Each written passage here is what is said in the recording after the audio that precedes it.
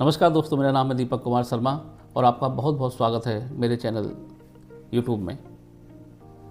आज का जो टॉपिक है वो है balance score card. Balance score card David S Kaplan के थ्रू एक मॉडल आता है जिसको हम बैलेंस स्कोर कार्ड के नाम से जानते हैं। बैलेंस स्कोर कार्ड अधिकतर कंपनीज में KRA को आइडेंटिफाई करने के लिए किया जाता है या KPI को मेजर करने के लिए किया जाता है, जिसमें कि 4 मेजर पर्सपेक्टिव होते हैं।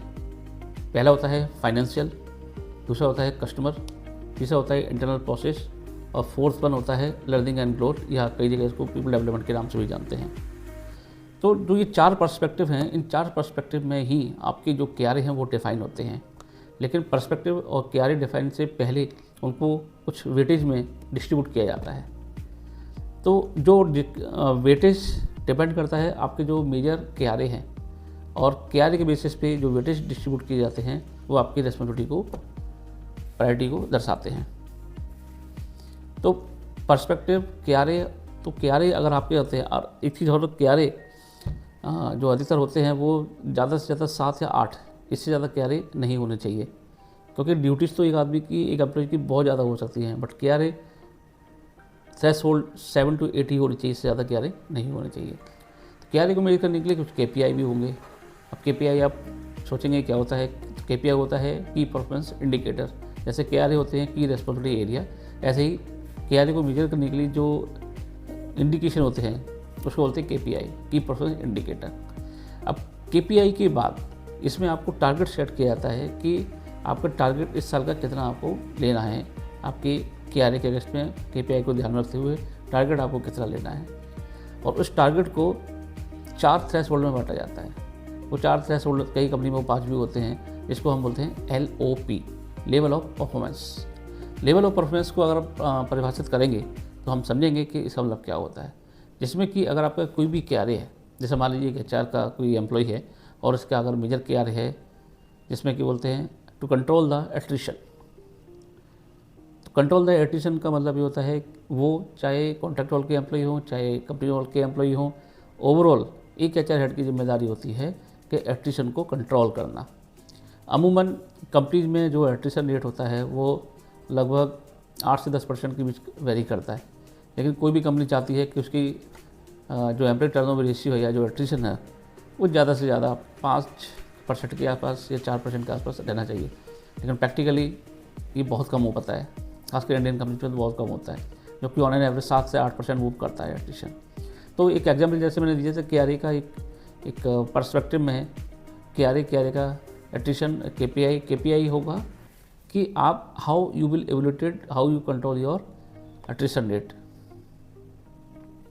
उसके बाद आपका जो टारगेट डिस्ट्रीब्यूट किया जाता है, क्योंकि एट्रिशन रेट अगर आपका 7% है तो 7% के हिसाब से लेवल ऑफ परफॉर्मेंस में 1, 2, 3, 4, 5 कैटेगरी में जाते हैं। अगर आप अपना जो टारगेट है अगर 7% का है और 7% तक आपका एट्रिशन है तो वो आपका लेवल 5 में जाता है, क्योंकि आपने टारगेट के हिसाब से उसको अलाइन किया हुआ है।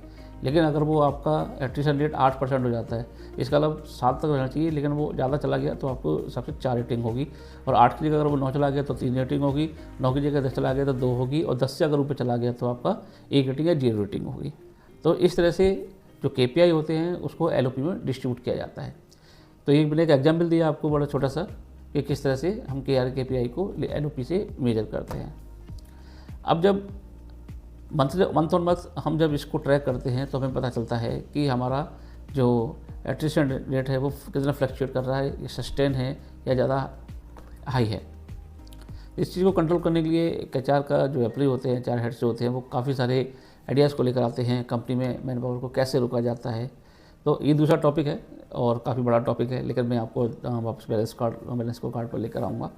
तो इसमें जब ये मंथली बेसिस पे ट्रैकिंग होती है KRA KPI के अकॉर्डिंग कि LOP क्या चल रहा है, तो इसी तरह से जब हमारा हाफ ईयरली कंप्लीट होता है उसके बाद जब एनुअल अप्रेजल आता है तो उसमें जो इनका LOP का टोटल वेटेज है उसके ये निकाला जाता है कि आपकी परफॉर्मेंस कैसी रही है।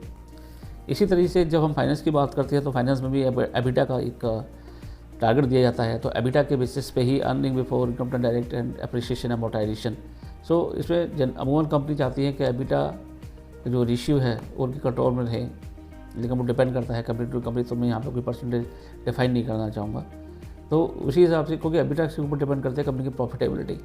तो हर किसी का केआरए, अब जैसे मैं क्वालिटी हेड की बात करता हूँ तो क्वालिटी हेड का मेजर केआरए होता है how to control the rejection, stop the defect, so kind of that.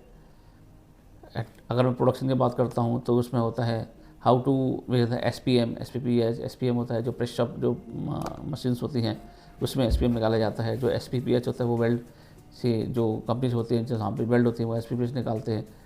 तो वेरियस हैं। तो बैलेंस स्कोर कार्ड का पर्पज़ ये है कि आपकी जो भी रेटिंग आपके काम के बेसिस पे, आपकी परफॉर्मेंस के बेसिस पे निकल के आती है, उसी से आपकी मेजरमेंट परफॉर्मेंस डिसाइडेड होती है कि किस तरह से आपका जो नेक्स्ट प्रोसेस है कंपनी में आपका लेवल कैसे अप होना चाहिए, जहाँ आपका इंप्रूवमेंट नहीं हो रहा है तो कैसे आपको इम्प्रूव करके आपके लेवल को अप करना चाहिए। तो ये बैलेंस स्कोर कार्ड से ही निकल के आ सकता है। हालांकि परफॉर्मेंस मैनेजमेंट को टूल करने के लिए बहुत सारे टूल्स हैं एवोल्यूशन के लिए, बट बैलेंस स्कोर कार्ड काफ़ी ईजी रहता है और काफ़ी कंपनी, अच्छी कंपनी इसको यूज़ करती हैं। तो मैं रिकमेंड करूँगा कि जो भी मेरे HR के फ्रेंड्स हैं वो अपनी कंपनी में बैलेंस स्कोर कार्ड को ही प्रेफरेंस दें, जैसे कि क्वान्टिफाइबल रहता है। अब प्रॉब्लम ये आती है जिनको टेक्निकल होते हैं उनका तो केआरए मेजर हो जाता है, लेकिन ऑब्जेक्टिव बहुत सारे होते हैं, सब्जेक्टिव होते हैं जो केआरए मेजर नहीं हो पाते हैं। तो डिपेंड करता है कि केआरए किस हिसाब से लिए जा रहे हैं और कोशिश ये करनी चाहिए। अब जैसे मैं बड़ा छोटा सा एग्जांपल देता हूँ कि एक HR का केआरए है कि एम्प्लॉय की सैलरी बढ़नी चाहिए, सैलरी तो 100% बढ़नी चाहिए, लेकिन अगर इसको केआरए में लेके आएंगे तो salary distribution main KRA, KPI it should be on 100% adherence. How to measure? It should be measured on or before 1st of every month, या कुछ कंपनी में on or before 7th of every month। 7 तारीख से पहले अगर आप salary देते हैं तो आपका केआरए अचीव होता है, और अगर भी सैलरी आपकी 10 तारीख या 7 तारीख के बाद 8 या 9 पे चली जाती है तो केआरए आपका डिस्टर्ब कर देती है। तो काइंड ऑफ मैं एक एग्जाम्पल दे रहा हूँ जो सब्जेक्टिव है, किस तरह से आप अपने केआरए को मेजर करते हैं। तो आशा करता हूँ कि आपको बैलेंस स्कोर कार्ड के बारे में समझ में आया होगा और काफ़ी इजी है। आप इसको गूगल करके भी देख सकते हैं। आपको कोई डाउट है तो आप मेरे जो नीचे नंबर दिया हुआ है उस पर आप कॉल करके मुझसे डायरेक्टली भी पूछ सकते हैं। तो balance score card is very काफ़ी अच्छा एग्रेसिव टूल्स है एम्प्लॉय के परफॉर्मेंस को मेजर करने के लिए। Thank you.